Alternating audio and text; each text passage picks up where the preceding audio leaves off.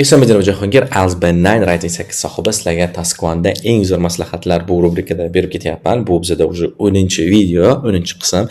Undan oldingi videolarni ko'rib chiqinglar albatta va bundan keyingi videolarni ko'rib chiqinglar, chunki men sizlarga qisqa vaqt ichida maksimal darajada balanni ko'tarish yo'lini o'rgatmoqchiman. Xo'p, bugun sizlar bilan ko'rib chiqayotgan so'zlarimiz o'tgan darsga juda o'xshash, chunki bu safar biz sizlar bilan sezilarli darajada nimadir tushib ketganini ko'rib chiqamiz. Agar siz nimadirni narxi yoki nimagadirga nisbatan talab tushib ketgan bo'lsa sezilarli darajada uni ingliz tilida qanday qilib aytishni o'rgataman.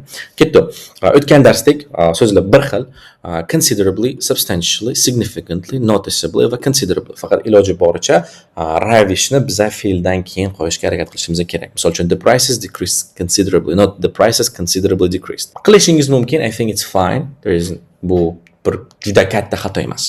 Well, the price decreased considerably, the prices dropped substantially, the prices went down significantly, the prices fell noticeably, the prices were reduced considerably.